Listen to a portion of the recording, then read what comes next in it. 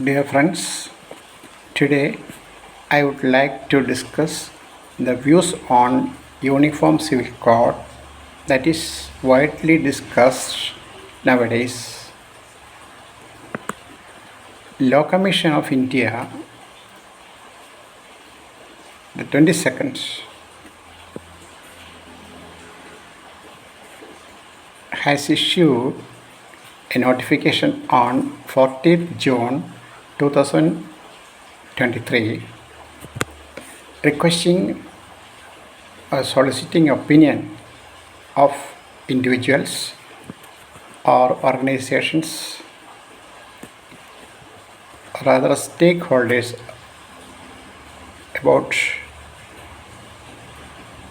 Uniform Civil Code to be proposed. Last week, Prime Minister pointed out its need. It created political fuss instigated by the media of all sorts in India and perhaps abroad also. Therefore, as answer to my friends in Facebook, let me say a few words about Uniform Civil Code. Indeed, all the Indians want to uphold our Constitution. So, let us start with the Preamble. It goes on thus: We, the people of India, having solemnly resolved to constitute India into a sovereign, socialist, secular, democratic republic, and to secure to all its citizens justice, social, economic, and political, liberty of thought, expression, belief, faith, and worship, equality of status and of opportunity, and to promote among them all fraternity, assuring dignity of the individual and the unity of the nation. In our Constituent Assembly, this 26th day of November 1949, do hereby adopt, enact, and give to ourselves this Constitution. So, we cannot say man is greater than women. No discrimination is possible if we accept the Constitution of India.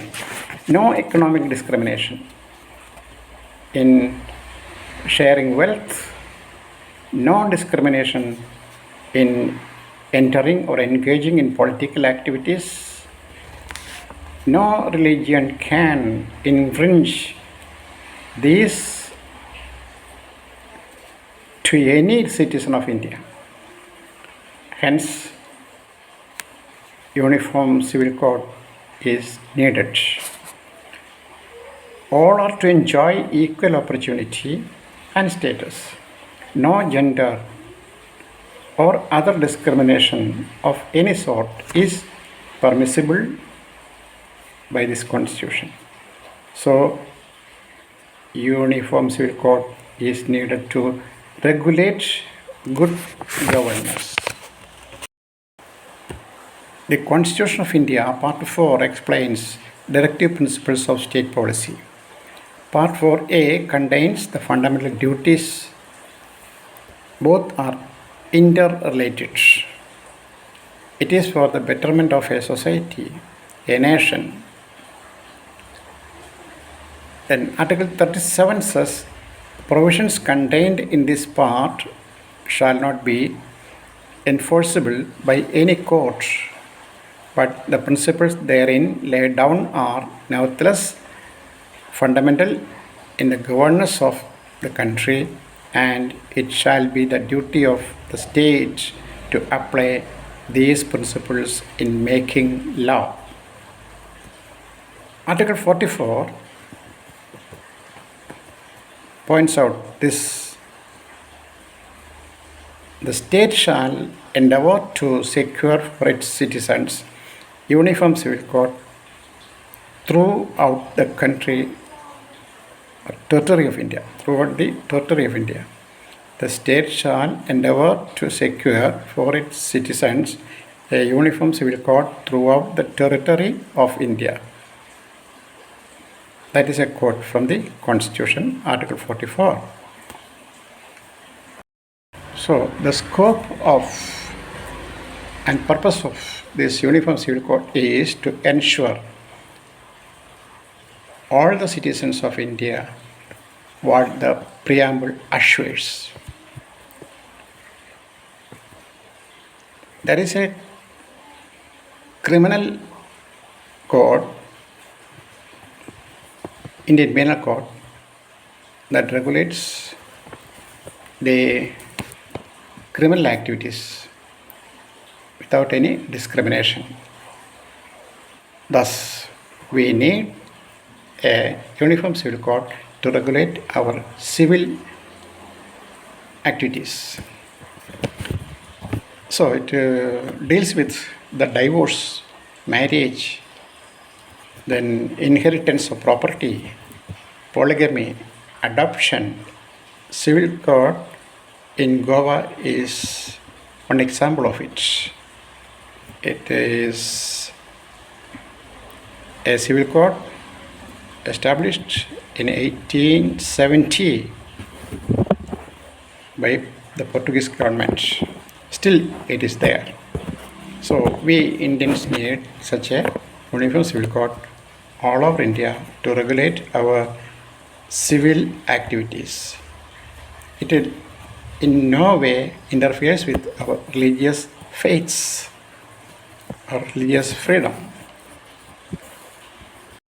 Several Supreme Court judgments and High Court judgments stressed the point of promulgating a uniform civil code here. In Shabanu case, it was a starting point or the inspiring point that the politicians began to think of the need of this uniform civil code. But the subsequent governments did not take any steps to introduce uniform civil code for fear of resistance from several religious groups all around India. But the right to freedom of religion, Article 25 of the Constitution, Clause 1 tells us, subject to public order, morality and health, and to other provisions of this part, all the persons are equally entitled to freedom of conscience and the right freely to profess, practice and propagate religion. So we have all the power to enjoy the freedom to enjoy, propagate, profess our religion, practice our religion. We are enjoying that. But there is a condition, subject to public order, morality and health. So, subsection 2 or clause 2 of this article tells us, nothing in this article shall affect the operations of any existing law or prevent the state from making any law. Nothing in this article prevents the state from making any law. That is important here in our discussion. Then, subsection A of clause 2 tells thus, regulating or restricting any economic, financial, political or other secular activity which may be associated with religious practice.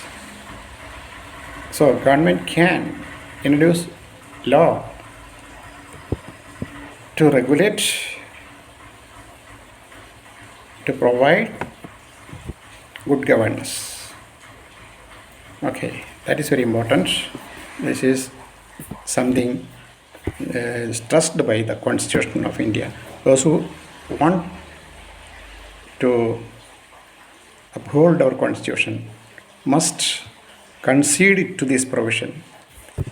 The duty of our government, the endeavor of our government to provide what is required in the Preamble of India for a better livelihood, better nation. Thus, making Uniform Civil Code is a constitutionally binding duty of the government of India. It must endeavor for it. Past governments neglected it, but that doesn't justify setting aside of Uniform Civil Code now, indefinitely.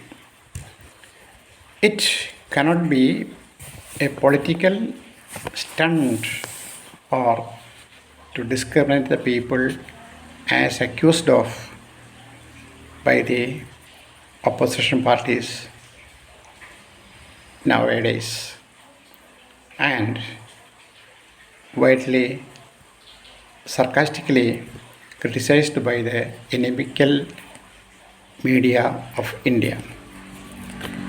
It is not a BJP program as accused of by its opponents. It is the duty assigned by the Constitution to establish the equality and social justice to all Indians.